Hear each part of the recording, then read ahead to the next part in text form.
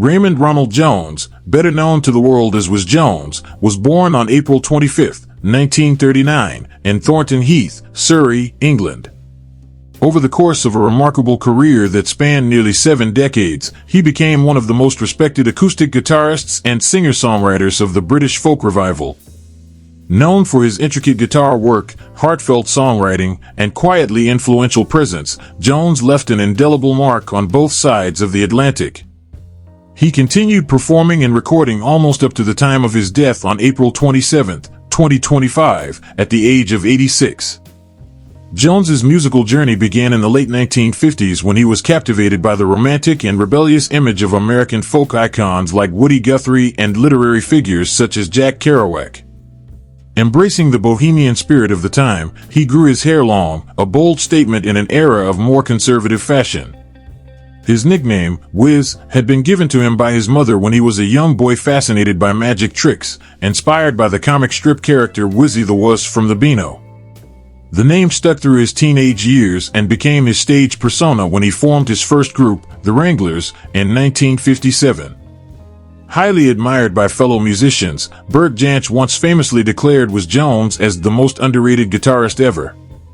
This sentiment captures the spirit of Jones's career. While he was never a mainstream star, his influence ran deep among those who knew the true craft of music making. In the early 1960s, Jones expanded his horizons beyond England.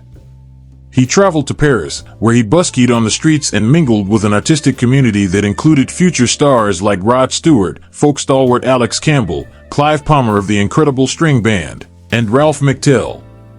His wanderlust carried him throughout Europe and North Africa before he returned home to England. There, he married his longtime sweetheart, Sandy, and started a family while continuing to nurture his burgeoning musical career. In 1965, Jones released his only single, a cover of Bob Dylan's haunting ballad of Hollis Brown.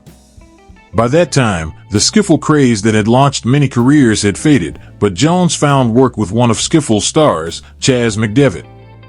His skilled guitar playing featured on 5 albums between 1965 and 1966. Another important collaboration during this period was with bluegrass banjo player Pete Stanley. Together, they recorded 16 Tons of Bluegrass in 1966. However, their partnership dissolved in 1967, and Jones set out on a solo career that would define his legacy.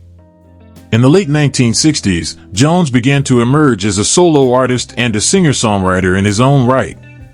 His debut solo album, Wizz Jones, was released in 1969, featuring 8 songs penned by his close friend Alan Tunbridge.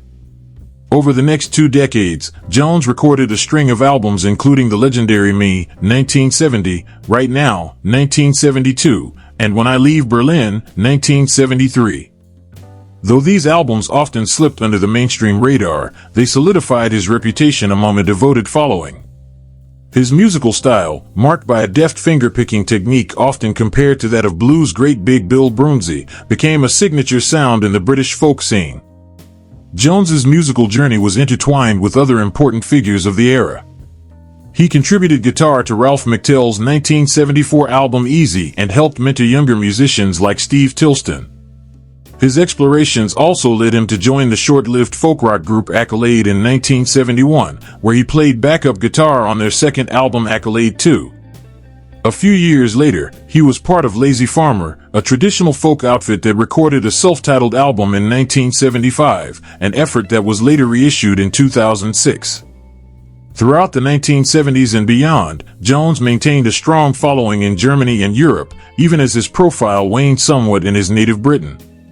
By the early 1990s, he had almost disappeared from public view. However, the mid-1990s brought a revival of interest in his work, particularly after his appearance on the acclaimed documentary Acoustic Routes, which celebrated the legacy of his friend and contemporary, Bert Jansch. The renewed recognition led to a series of new recordings. In 2001, Jones released Lucky the Man, an album that featured collaborations with John Renbourn and other former members of the legendary group Pentangle.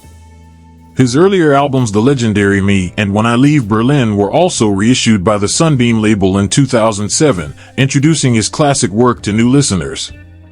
One of the crowning moments of his later career came in 2012, when Bruce Springsteen, performing at Berlin's Olympic Stadium during his Wrecking Ball tour, opened the show with a cover of Jones's song When I Leave Berlin. This tribute from one of rock's biggest stars brought belated international recognition to Jones's songwriting prowess. Jones continued performing well into his later years. In 2015, he reunited with John Renbourn for a tour that blended solo and duo performances. Sadly, Renbourn passed away in March 2015, but their final collaborations were captured in the posthumously released album Joint Control in 2016. Over his long and varied career, Wizz Jones built an impressive discography. His solo work spans from his self-titled debut in 1969 through to albums like Through the Fingers, 2001, and Young Fashioned Ways, 2004. He also collaborated extensively, recording albums such as 16 Tons of Bluegrass with Pete Stanley, Roll on River with Werner Lammerhart, and the Folk Friends compilations alongside a host of other folk legends. In his final years, Jones continued to record with longtime friends Ralph McTell and others, producing albums like About Time, 2016, and Come What May, 2017. Even though many of his early recordings went out of print, his work remained cherished by collectors and folk enthusiasts. Several reissues and live recordings helped preserve his legacy, ensuring that future generations could experience the understated brilliance of his music. Jones's career was also documented through visual media.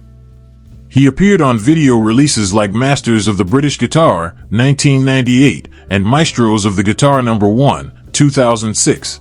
A rare glimpse into his artistry beyond studio recordings. On April 27, 2025, Wizz Jones passed away, just 2 days after celebrating his 86th birthday. Though he never achieved commercial superstardom, his influence can be heard in the playing of countless folk, blues, and rock musicians who followed him. In the quiet mastery of his guitar, the poetry of his songs, and the deep respect of his peers, Wizz Jones left behind a musical legacy that will continue to inspire for generations to come. In conclusion, Wizz Jones had an estimated net worth of $2 million during the time of his demise. He accumulated this sum of money from her career and business ventures.